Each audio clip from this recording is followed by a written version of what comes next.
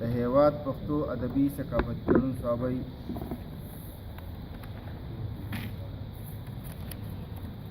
د هیواد پښتو ادبي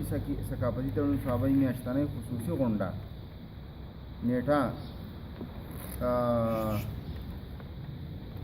3 دسمبر 2017 اتوار او النور ماډل سکول ډاګۍ لار شواړه. تلاوت محمد سعید عابد تولاندی او صدارت د ګران مشر امیر محمد خان خادم صاحب. د هیواد خصوصي غونډه د صوابۍ د دریو درنو او مشرانو شاعرانو ګران مشر نور سید قریشي، ګران مشر او د طنز مزاح بابا ماستر شیر افضل او د ګران مشر امیر محمد خان خادم صاحب په درناوي کې په ذکر شوې نیټه ترسره شوه.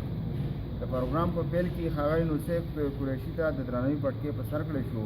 ورپسې ګران مشر امیر محمد خان خادم صاحب ته د عزت پټکې ور په سر کړی شو. دې سره سره د ښاغلو ته د هیواد پښتو ادبي ثقافتي تړون صوابۍ لخوا سندونه هم ورکړل شو. د ګران مشر ماستر شیر افضل د ناروغتیا په وجه د غیر حاضرۍ د وجې نه د هغې سند ښاغلي کرم ستار یعقوبي ترلاسه کړو. د هیواد پښتو ادبي ثقافتي تړون لخوا خصوصي اعزازي شیلډ پروفیسر محمد ظاهر شاه ظاهر صاحب ته ورکړل شو. د پروګرام په دویمه برخه کې تلاوت شباب صاحب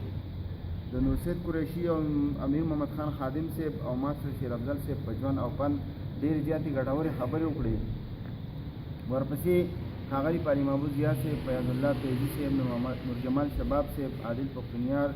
زاهد حسین قریشي، محمد سعید عابد، پروفیسر محمد ظاهر شاه، عمر دراز خادم او اکرام الله حکیم صاحب خپلو دغه مشرانو ته په منصور او منظوم انداز کې د عقیدت پیغامونه وړاندې کړي. د پروګرام په دوران کې د تحصیل الازهر ناظم ښاغلی غلام حقانی صاحب او د مردان نه ډېر ګران مشر عبدالسمحا خان سره د مامون رشید صاحب په پروګرام کې ګډون وکړو. د پروګرام په دریمه برخه کې اختر علي اختر د ټولو مېلمنو شکریا ادا کړه او د ناظم صاحب په نوټس کې دا خبر راوسته چې د شاعرانو او ادیبانو لپاره یو حال پکار دی چې پکې دوی د مورنۍ ژبې د ودې لپاره ادبي او ثقافتي هلې ځلې په خلاص مټ ترسره کولی شي. د دې نستو ښاغلي عزیز مانیروال صاحب، جاوید اقبال خان، انور مانیروال صاحب د موقع په مناسبت سره ډېرې ګټورې خبرې وکړي. حیدر زمان جدون، ممنون بادشاه خپل خوږو شعرونو سره د محفل رنګ په یو بل وکړو. ناظم تحصیل الازهر ښاغلي غلام حقانی صاحب په خپلو خبرو کې وویل چې د هیواد د ملګرو جذبې ته سلام کوم چې ډېر ښکلی پروګرام یې راجوړ کړی دی.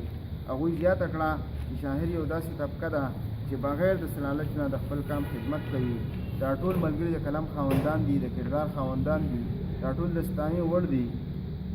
د ناظم صاحب د خبرو نه پس ته د هیواد د طرفه ناظم صاحب ته اعزازي شیلډ ورکړی شو. د دې نه پس د مردان نه راغلي میلمه شاعر ښاغلي مامون رشید صاحب په خپل سوځېدلي ترنم د محفل په ښکلا کې اضافه وکړه. ښاغلي عبدالسبحان خان د خپلو خبرو نه مخکې د ګران مشر او پخواني د ضلعي د پولیس مشر ارواحات امتیاز خان او د پخواني پولیسي شاعر ارواحات شمس الرحمن باران په حق کې دعا وکړه. هغوی دا خبره واضح کړه چې ما سړیتوب او ادب د صوابۍ په خاوره زده کړي دي. سلام کوم د صوابۍ خلکو ته چې پړونه یې لا تر اوسه پورې ورک کړی نه دی. سبحان خان وویل چې د ماستر صاحب، قریشي صاحب او خادم صاحب څومره هم ستاینه وکړی شي نو کمه به وي. جاپان کې ترقي یافته ملک دی نو د دې وجه د دی ژبه ده. چین هم ترقي د خپلې ژبې په بنیاد کړې ده. قومونه په اردو باندې وهل خوري. سبحان خان د خپلو خبرو نه وروسته یو مورا وارداتي نظم ووی چې ټول محفل یې ځان ته ګوته په خوله کړو. په اخره کې قریشي صاحب او خادم صاحب د هیواد د ملګرو ډېره زیاته شکریا ادا کړه. د ماستر صاحب د طرف نه ښاغلي کرم ستار یعقوبي صاحب د هیواد د ملګرو شکریا ادا کړه.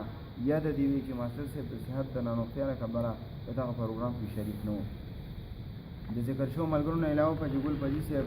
خالق شاه شاکر صاحب، فرمان ترکوال، پلی ربی ارمان، پلی حسین فضل، ډاکټر افتخاري پیګار، امیر بشر طوفان، پلی عدی ناصح، بادشاہ خان ساجد، عاشق علي عاشق، زاهد حسین زاهد، سلمان صاغر، شماس خان خادم، بشیر خان مشتاق، احمد مشتاق، توقیر مجبور، اقبال مسکین، صاحب مانیروا، علی زرخان علي صاحب، حیات خان کوثر صاحب، قادر عامر، ملک صہیب او نورو ډېرو ملګرو په پروګرام کې شرکت وکړو. د پروګرام د نظامت چارې صاحب جان اندریب صاحب ترسره کړی. ټول پروګرام ښاغلي ذوالفقار کیب صاحب د فیسبوک په لاره نیغ په نیغه نشر کړو. په اخره کې د رزړو د ادبي ملګرو لخوا ټول ملګرو لا د چایو بندوبست شو، چای وڅښل شوه او ملګري رخصت شو.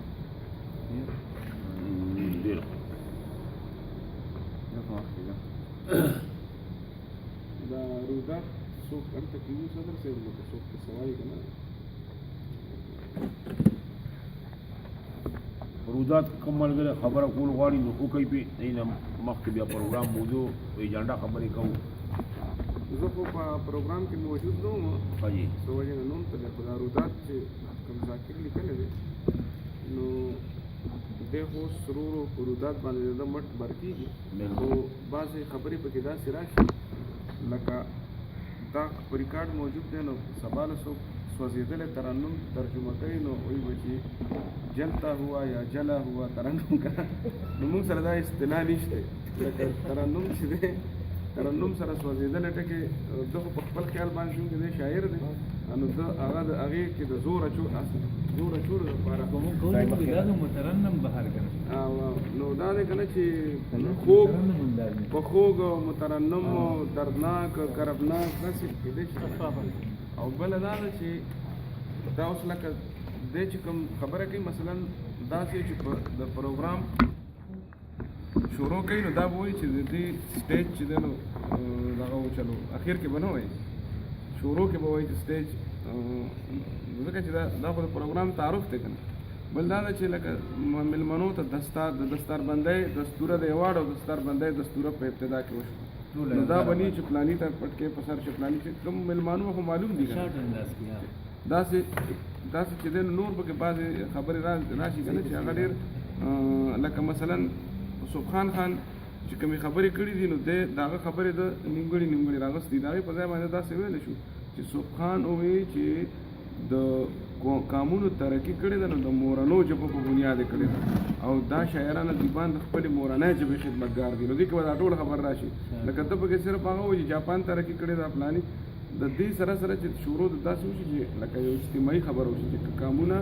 د کومو قامونو دنیا کې ترقي کړې ده یا نړۍ کې نو هغوی د خپلو مورنۍ ژبه کې سبق ویلی دی نو ترقي کړې ده مثالونه یې بیا ورکولی شي لکه هغه مثالونه ورکړل د جاپان نو چې سوره دی په محاوره کنسایز لکه او خو دی چونکې دی مخې ته دا خو د دغه سکالر هم دی که نه پی ایچ ډي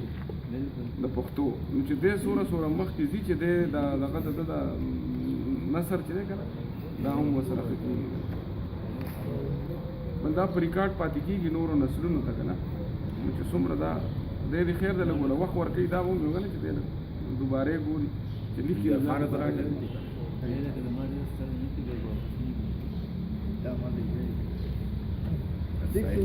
مننه جی بالکل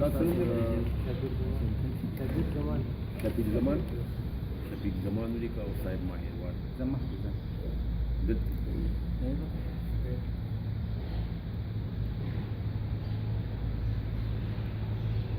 د پښتون کلچر وده کې د ادیب کردار دغه ایجنډا موږ څخه چې د ادیب په دې وده کې څه کردار دی